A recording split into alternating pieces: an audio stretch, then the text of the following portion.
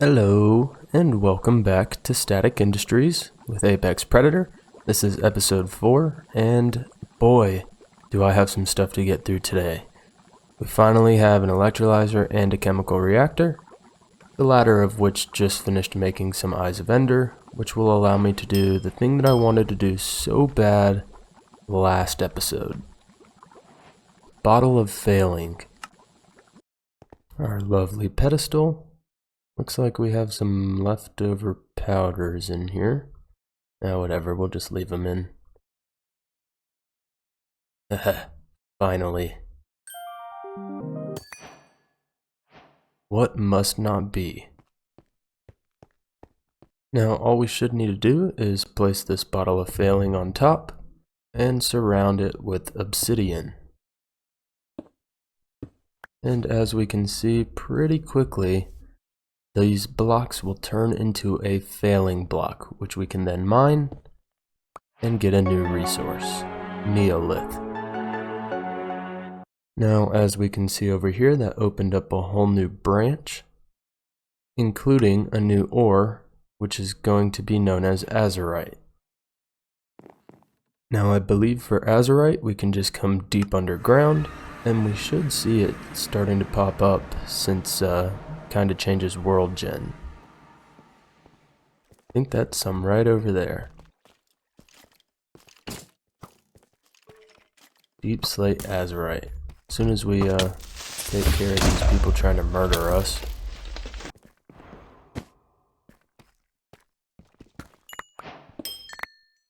There we go. Got the quest and the advancement. And now, if I'm not mistaken, we should be able to finally craft the Exuberance book. Or so I thought. Okay, I wonder if this is one of those weird scenarios again. Where I have to like right-click the structure. No? Hey, why can't I craft the book? The code says that's all I need was to find Azurite. I'm confused. Maybe we'll just try to refine the Azurite and see if that does the trick.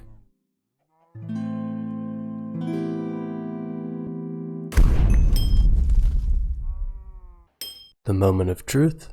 Oh, yes, that is exactly what we needed. Now I only have one of these bottles left, so we are going to have to make another one. Luckily, you can do that in the potion workshop, which we've already crafted.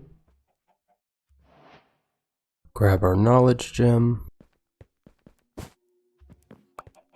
And where am I going? This is our potion workshop here. And hopefully, this makes what we need. Yes, indeed it did. Get ourselves a little bit more Azurite. And we should just need to place a book down, and we'll get the Exuberance enchanted book. Increases dropped XP, one of my favorites.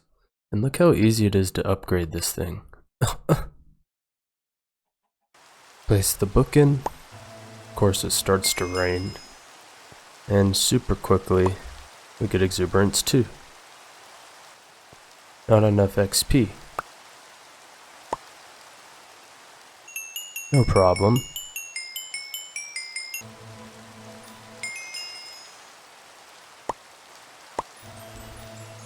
On to number 4. And number 5, we're gonna have to cut down a purple tree real quick. Make ourselves a purple tree. And grow, grow, grow.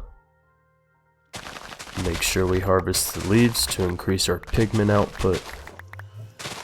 Toss these into the crushing wheels. And just a measly 3 more, and we should be able to get this book up to Exuberance 5. And now we just add these to our item bowls, and we should be good to go. Granted that we have enough XP in there.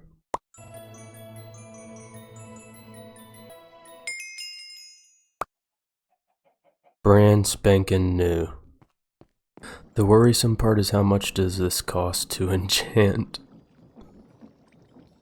Oh no, too expensive.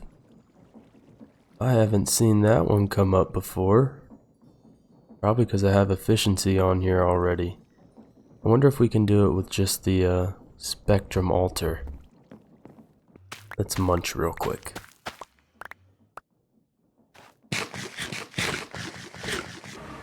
Take out our gem, add a couple more levels to it. Put the tool down first and then the book. Please tell me you can enchant.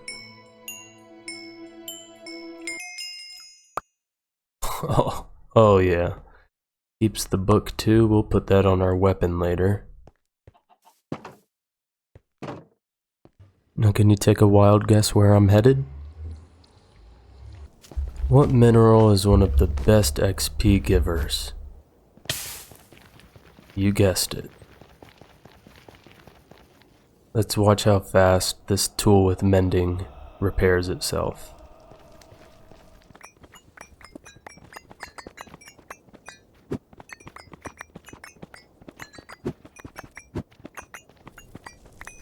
That is halfway durability from just one stripe. Not to mention we get ancient debris just from mining in this area. And now we're starting to gain personal levels. Though there is one more thing I want to repair. And this little guy comes around quite often, allowing us to do trades. Get rid of all this excess netherrack. And I always like to check out what he has for offering. And in literally 10 minutes I was able to recharge 3 different tools, which just shows you how powerful that enchantment is. Oh my god, that was so terrifying. That could have been extremely bad. And in less than 5 minutes we've already went from level 6 to 25. And with these additional levels, we'll try to get an Unbreaking 3 book.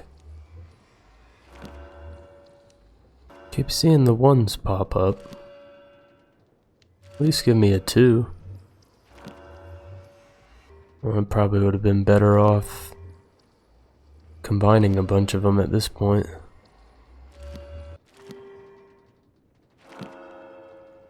That wasn't too painful. I'll just combine everything together.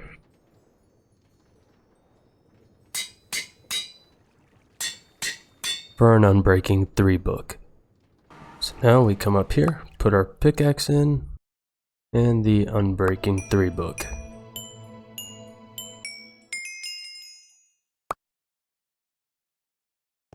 Wonderful. Now one of the quests we have available after Neolith is the Unstable and Dangerous, and states that combining all of the gems that we have found so far and fusing them together will result in this crazy mess type of deal thing that it's talking about. Now I've got something that I just found. You can't click this to figure out exactly what the craft is, which is probably going to throw you for a loop. If you open up your Colorful World book and go to the Your Journey chapter, on one of the pages in there, it actually has the perfect compound written and tells you exactly what you need to throw in to the fusion shrine to get the advancement. Now it does state to make sure that our shrine and everything around it is fortified. Make sure nothing important is near your shrine and expect to clean up. You can use polished calcite, polished basalt to protect this area. So we're going to craft one more fusion shrine. And with these last 5 blocks, all we need to do is finish the protection barrier. And next thing I want to do is come over here to this blaze tower and see if we can't get a few more blaze rods. Well, I was kind of hoping there was a blaze spawner in here, but it doesn't look like there was. Which means we're still going to need to find another fortress somewhere. I just found the Strider riding the Strider. It's so funny. Lo and behold, we finally found another fortress. I've been looking for one of these things forever. Now with our new fusion shrine built with a temporary little guard around it. I say temporary, it's pretty permanent. And a little contraption here consisting of a vacuum hopper that'll insert into an entangled chest. We're going to create some midnight aberration, or however the hell you pronounce that.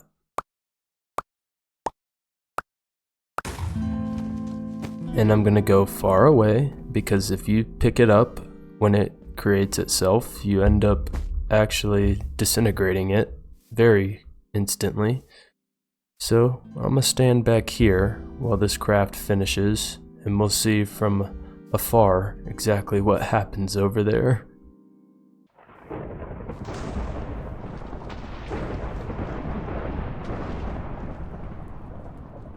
Yeah, all hell's breaking loose in there. And the perfect compound is complete. Now we'll check the ender chest and make sure that it actually gathered its material, which it did not. Wonder if this vacuum hopper is too far away. It is. Look at it floating over there. Oh, I did not want this to happen. Let's turn the magnet off. And we're going to have to move this in just a little bit. There we go. Gathered it exactly how it should. Even some liquid XP to go with it, that's nice. And now we should see that in the entangled chest, which leads me to our next task. There's 64 more onyx shards, and now we can get on with the real fun. I found this recipe in my single player world back maybe a month or two ago, and boy does it let you really take advantage of netherite. So once we put all the other ingredients in, all we really have to do is change this to blacklist, which should deposit them in, and it'll do its craft. Ladies and gentlemen, 10 beautiful netherite ingots. And since it's a clear night, I'm gonna try to use the spyglass right now and see if we can't see a shooting star. Well, for now, to keep things pushing with what I do know, we're gonna go to the end. And of course we spawn in the stupidest spot. This makes no sense.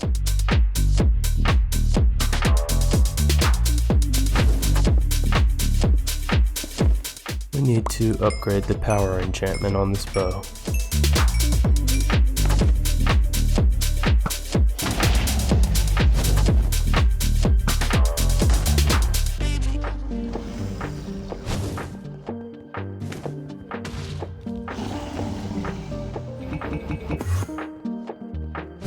There's our dragon's breath, and we'll play around for a little bit, see if we can't take the ender dragon completely out. And this should be the last tower that we have to take out before we lay waste to the dragon.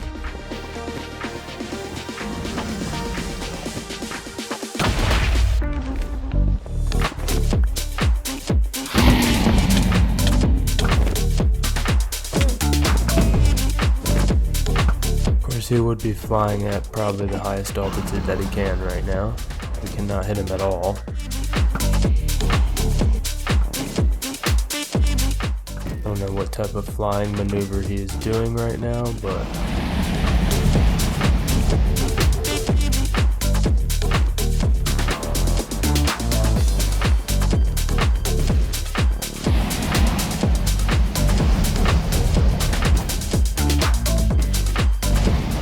final hits. The Ender Dragon has been defeated.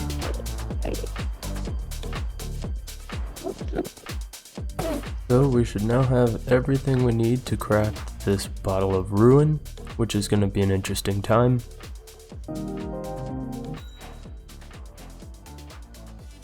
And there is our bottle of ruin. I'm going to take that to the Nether.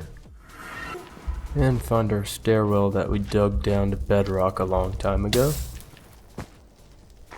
And we'll clear out some room in here for science. That's what we'll go with. Now we're just going to take this bottle of ruin and cause some havoc.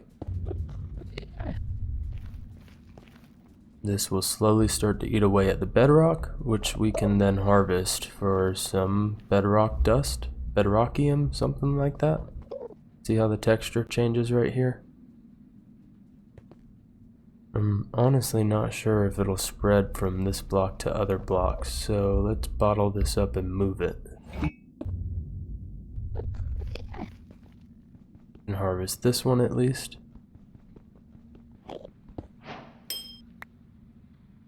And we got the groundbreaking advancement, which should have unlocked our tool leveling table, what we've been after all along. And I guess when we need more of this, we can just come back down here with the bottle and do it all over again. For now, I'm going to take it with us. And with all of our materials in order, we can now craft the tool leveling table. And with this, we'll just put our netherite hammer in, a bunch of diamond blocks, and select fortune. We are currently at fortune 9, just from 33 blocks of diamond. Just need a few more and we'll be set with fortune 10. Well, it's been a little while later, and I'm just finishing upgrading some new armor here.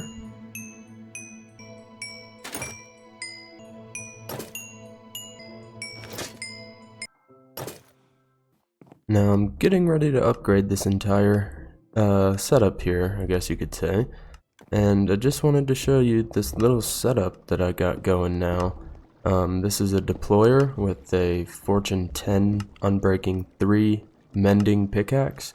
It might break if I don't pay attention and don't pull it out and use the mending aspect of it, but I have a backup plan for that, don't you worry.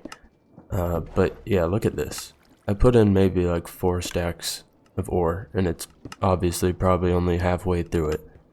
And we are just loaded. But like I was saying, these guys are due for an upgrade.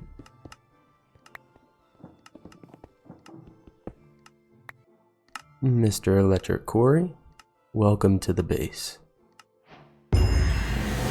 Oh yeah, resource definitely goes burr after this. Now we just need to do a swapperoo. We no longer need a fluid input hatch, so we can go ahead and take both of these out of the equation. Oh, I broke the wrong thing.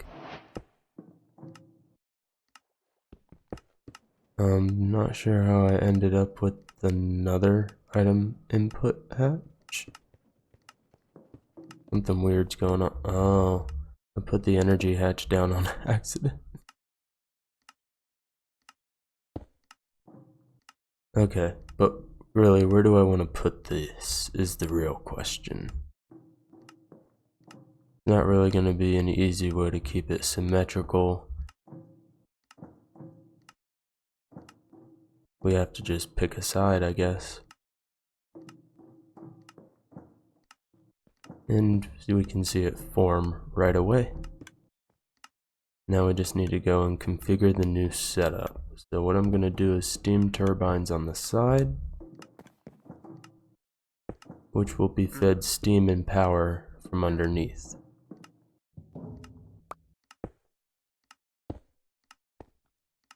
Trap this idiot in here. And in hard to reach areas like this, as long as the output for the turbine is facing down and you have some wire in hand, you can shift right click the block instead of trying to finagle it with the wrench. Helps out a lot when trying to design things. From a distance, that is. And we can see it charging up. 2 turbines will be able to handle this when it fully overclocks at 128 EU per tick. Now I've just got to do the same thing over here and we'll be back in business. So now, in theory, these drills that I built prematurely off screen, I should be able to finally run, because they can only run in the upgraded electric quarry. Oh yeah, this is gonna be sick. And I'm kinda curious to watch the steam consumption with Harold in there. It's kinda weird to look at because in the background the steam is decreasing as a gas and going upwards, and in the tank description it's going down. Okay, I don't know. It's weird.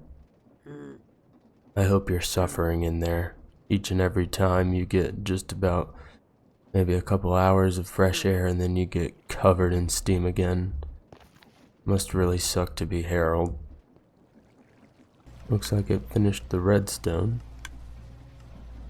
And don't worry, all of this is going to be very automatic soon. Just for now, we're beefing up our stockpile manually so that we can start to add tons of machines in this room that'll be all about ore processing. As you can see, a little bit of sneak peek over here. And I really like the way this looks. It just makes such swift work of the ores too. Like, look how crazy. I love this setup so much. This right here is my precious. This is exactly what we were in search of. Now you can also get it in quartz veins in the overworld, but I just have so much quartz from farming XP in the nether. I wanted to just upgrade the cores instead because it's going to be a much better payoff. Well, with our 2 upgraded cores starting to run and produce many of the steel drill outputs, I think it's time to go ahead and get some of these different parts processing and ore processing dealt with. First though, I'd like to take you behind the scenes of this wall here, where I'm just finishing up the copper input. I think I've got all of these slots locked to the way they should be to prevent, you know, excess plates from being made, except this one. Now I want to check the rest of them. Okay, now I think we're good to go. So what I'm going to do now is get into all these different pipes and toggle them to insert or extract and blacklist mode, since we have everything slot locked as well as the drawers. And we can hear machines start up. I believe that's all of them. Sometimes it takes a minute for them to come alive. Or maybe we just left out the copper plate one. No. Okay, so why you don't want to go in here? We left him out. Got it, that's pretty crucial. Now we just need some lubricant for over here. Wow, the sound of all of these rooms is just kinda neat, honestly, with that new sound add-on. Luckily I made up some of this a while back, as I knew I'd be making all these machines soon. And everything else starts to come alive. Now we need some of this soldering alloy. Oh wow, I just now got that quest. Okay. And just blast through this stuff so quickly. And I don't really know what else I do want to put in this drawer, so I guess for now we'll just stick with rotors in that slot. And I definitely did not put a drawer downgrade on this one. That is my bad. And that's our little buffer system that we use for different parts. Now I'm going to work on the tin one over here. Well, it has been a little while later, and I've got quite a few more macerators up and running, but we've come across a problem here. Do you spot it? So yeah, our pickaxe broke, so I'm gonna have to come up here and do a little ritual here at the fusion shrine using some of this midnight solution a gold pickaxe, stratine fragments, black pigment, onyx powder, a stratine gem, and bedrock dust. Do you know what's about to happen?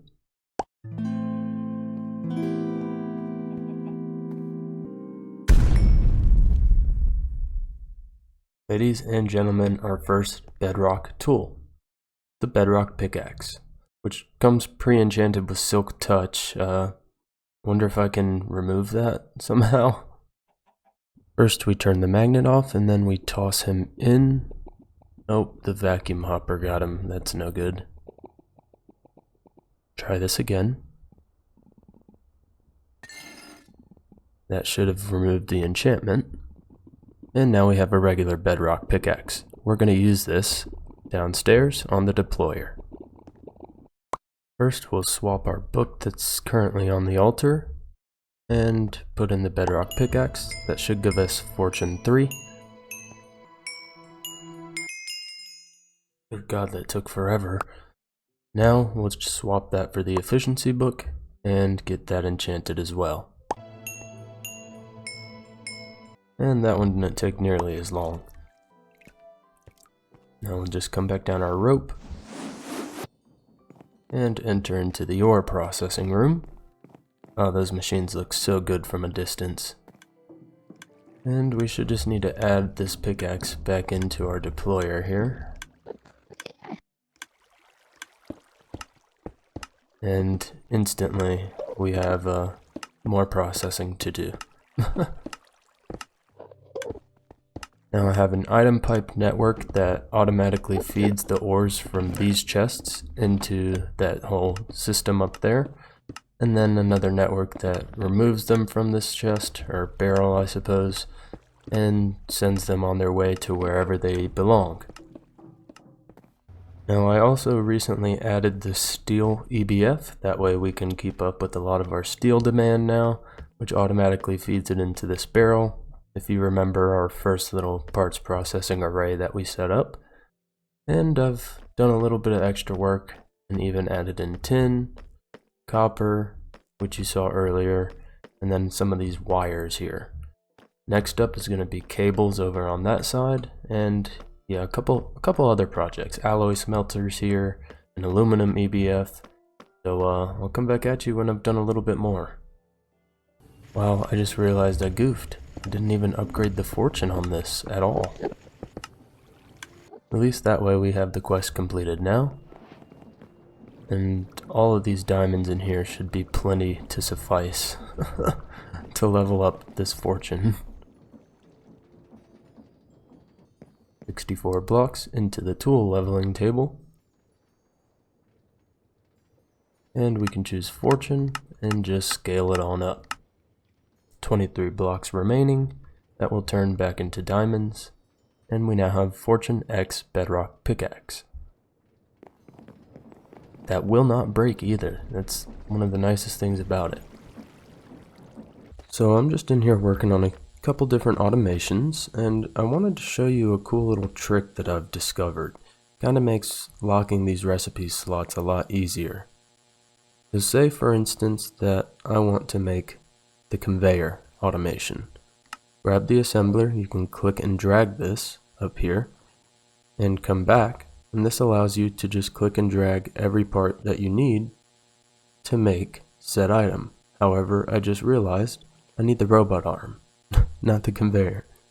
So just click and drag, and then once you've finished bringing all of your items in, you can easily set your buffer. So I usually do maybe 4 at a time and then adjust as needed based on demand. Grab our output. We'll keep that stocked at 32 for now. And I believe all I need to do now is hook up the power cables and the item cables. So everything should have power now. And we just need to hook up item cables. Should see it start to make its parts and get more sent in automatically.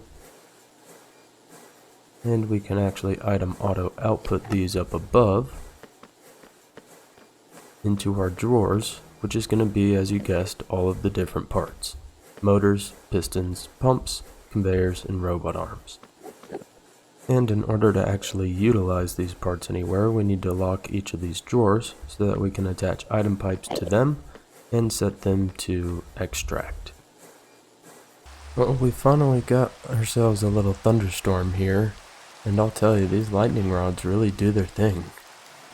I just got the achievement for our first stormstone. I'm like, why do I hear such loud explosions up top? Oh, this'll do ya. See if we can get one more on camera. There it is. Nice. Anyways, I just wanted to show you a little bit of what I've been up to here after messing around with a little more spectrum recently. As you can see just then, I have two different mixers on either side here, both doing the same thing. Mixing that redstone with some of this creosote here. Now we are going to have to tweak this a little bit because I don't really have a demand for coke dust all too much lately. So we don't necessarily, I think, get enough creosote to be running both of those mixers. But it is automated, and there's actually an ender tank back there that is supposed to be full. But like I said, we don't have enough demand of creosote to completely fill it. Especially with all the machines we've added recently. So, oh, that seems to be an issue now that I'm looking at it. Why did that disconnect? Okay. And as we can see, like I was trying to explain, the ender tank is full because all of our machines are full. That is a great sign. Now we just need to build a tank to collect some of the extra creosote, as right now we only have that 32,000 buffer, and I'm sure we make a lot more than that when we do have the demand. Now here in the ore processing room, I did add a few more of these furnaces and smelters. I'm not sure if I've already got that in a separate recording or not. I added a nether quartz one here for something I'm going to show you in a moment, and I even got a couple of these drills automated over here, so anytime I want to run one, I just shift click a stack and throw them inside the quarries.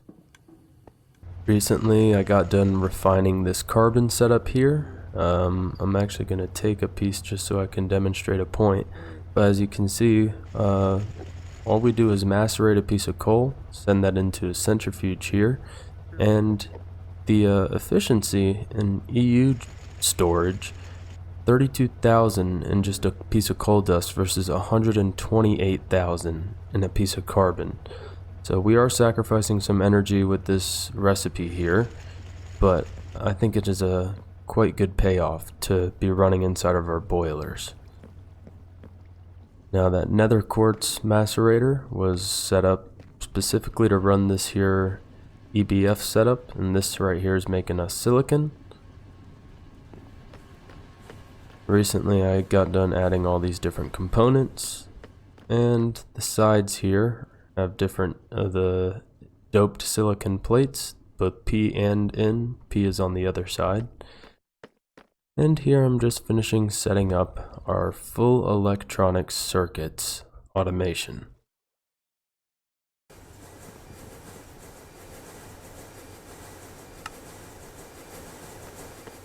So easy to make machines now. I realized I left out an assembler here. We'll go ahead and shift scroll to reduce our capacity and set it for just a small little buffer. Lock our inputs and outputs.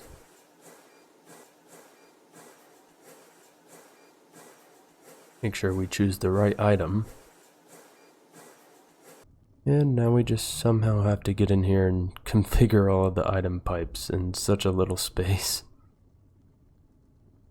Shift right click, and we'll come in and set the filter to in and out blacklist. And we can hear it automatically fire up. That's always a good sign. And here in a matter of no time, we should see our drawers start to fill up with electronic circuits. What a great accomplishment, Apex. And I forgot, we're probably going to need to put a pipe on this drawer over here.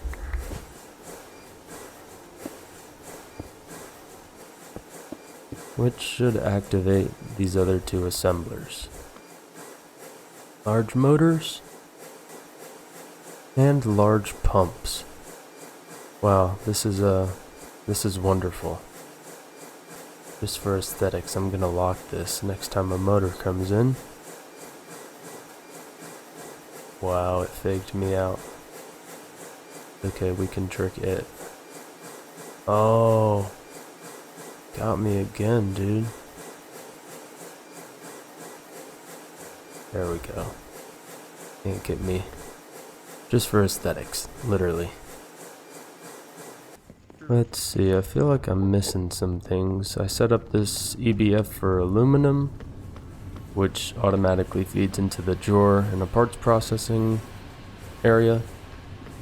Why isn't this running right now? That is what I'm confused about. Oh, I know exactly why. Because I relocated this electrolyzer here, and actually it ran through all of it. So we could set up a couple more processes, but I'll probably end up doing that in between the episodes, because we indeed did get a lot accomplished in this episode. I was looking through the different footage as I finished up episode 3, and I feel like this is probably a good stopping point. So for now, I'm gonna leave you guys here. I'd like to thank you for watching and really hope you enjoyed all of the different things we did in this one. And I look forward to seeing you guys again in episode 5. Thanks for watching, see you next time.